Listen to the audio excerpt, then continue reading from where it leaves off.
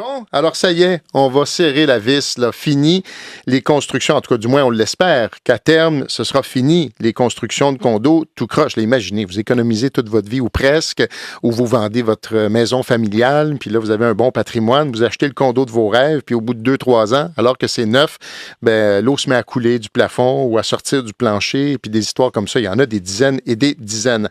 Alors, le gouvernement du Québec s'attaque au problème, ça a été annoncé ce matin avec nous, Maître Yves Jolicoeur. Il est avocat au cabinet Dunton-Rainville, secrétaire général du regroupement des gestionnaires et des copropriétaires du Québec. Maître Jolicoeur, bonjour. Bonjour. Alors, qu'est-ce qui a été annoncé ce matin? Écoutez, on nous annonce que GCA va serrer la vis sur la question du contrôle de qualité par des inspections additionnelles. C'est une approche qui ressemble à certains égards à celle qu'on a en Ontario. On ne peut pas fermer des murs sans qu'une inspection ait été faite par GCR. C'est essentiellement le point principal. On nous annonce également des inspections additionnelles sur un créneau de plusieurs années. Donc, tout n'arrivera pas d'un seul coup. Donc, on nous annonce, dans le fond, un certain degré de culture de contrôle de qualité, ce que le Québec est en déficit depuis des décennies quand on se compare à l'Ontario et d'autres provinces canadiennes. Alors, GCR, c'est l'organisme garanti de construction résidentielle et donc maintenant, on va assujettir au plan de... En fait, pour toutes les habitations neuves, là, assujetties au plan de garantie obligatoire, on va les inspecter 3 fois, dont une fois obligatoirement avant la fermeture des murs. Et selon votre expérience, ça devrait faire une différence parce qu'on parle ici d'un programme d'inspection 2025-29, le temps d'implanter tout ça. Donc, à terme, il y aura une différence? Il devrait, en principe, y avoir de la différence, sauf que dans le domaine de la copropriété, on n'attaque pas un des problèmes majeurs, c'est qu'au Québec, il y a 2 catégories de consommateurs, ceux qui achètent dans une grande tour qui n'ont pas le degré de protection de GCR et ceux qui ont le bénéfice du plan de garantie pour les petits bâtiments, 4 parties privatives et moins superposés. Et je vous dis, M. Masbourian, il y a 25 ans, je faisais sur un comité de barreau avec le bâtonnier de Claude Mars, qui était un grand juriste reconnu dans la protection du consommateur.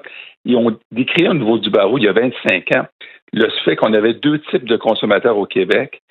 Ceux qui achetaient dans les petits bâtiments qui avaient un degré de protection supérieur de ceux des grandes tours. Parce qu'au Québec, il ne faut pas se le cacher. Si vous achetez dans une tour, vous n'avez aucune idée si le bâtiment va passer en termes de normes parasismiques. On a déjà eu un cas à Montréal, le bâtiment aurait pu s'effondrer dans un tremblement de terre.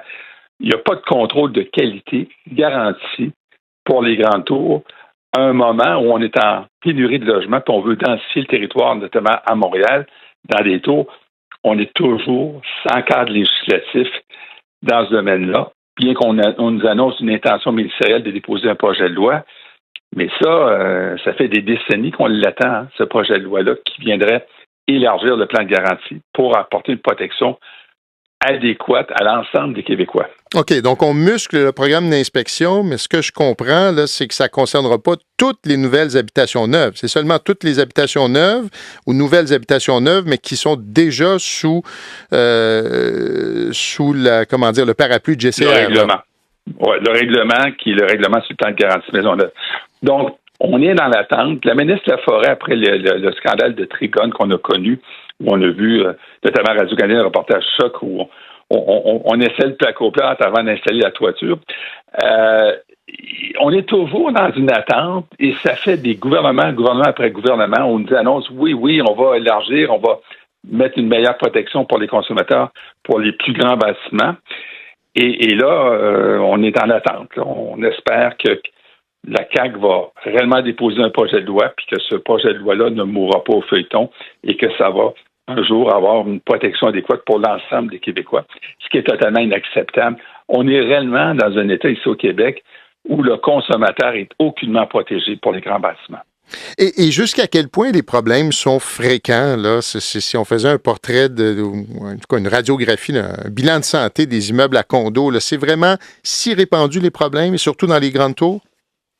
Dans les grandes tours, oui, effectivement, des problèmes d'étanchéité majeurs. Moi, dans mon cabinet, j'ai à tous les semaines des nouveaux dossiers qui s'ouvrent avec la moisissure à l'intérieur des bâtiments, donc des problématiques d'étanchéité de l'enveloppe du bâtiment.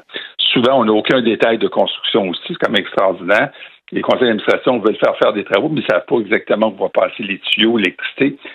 Alors, c'est sûr que dans les grandes tours, puis vous savez, à l'époque, M. Masbourian, au barreau, on s'était fait dire, parce qu'on avait revendiqué l'élargissement du plan, on nous avait dit à l'époque, le gouvernement en place, oui, mais ça va coûter trop cher, parce qu'en quelque part, c'est le consommateur qui paye dans son prix d'acquisition ses contrôles de qualité parce que les prix sont bâtis de façon conséquente. On nous avait dit que ça coûte trop cher. Puis 25 ans plus tard, là, on a un parc immobilier au Québec en mauvais état. On a des assureurs qui ne veulent plus au Québec assurer les immeubles nouvellement construits. Parce que les autres, leur historique actuel, ils savent très bien que le risque est bien plus élevé que des tuyaux ont été mal connectés. Alors, ça fait un peu pisser la société dans laquelle on vit. À un moment, on se dit, oui, l'habitation, c'est une priorité, mais comment va-t-on léguer un parc immobilier à nos petits-enfants en bon état tant qu'il y a une certaine timidité du législateur d'agir? On va espérer, évidemment, qu'il y ait un projet de loi qui soit déposé puis que ce projet de loi fasse en sorte qu'on va élargir le plan de garantie. C'est bien des inspections additionnelles, mais le cœur du problème est loin d'être réglé. Voilà, Maître Yves Jolicoeur, secrétaire général du regroupement des gestionnaires et des copropriétaires du Québec. Il est avocat au cabinet d'Anton Rainville et il réagissait donc à cette annonce de ce matin. On va inspecter davantage, mais seulement, on comprend bien les propos de notre invité, seulement les habitations neuves assujetties au plan de garantie obligatoire, 4 étages et moins. Mais quand même, c'est un pas en avant. 3 inspections dorénavant, dont une obligatoirement avant la fermeture des murs. Maître Yves Jolicoeur, je vous remercie. Bonne journée. Merci, au revoir.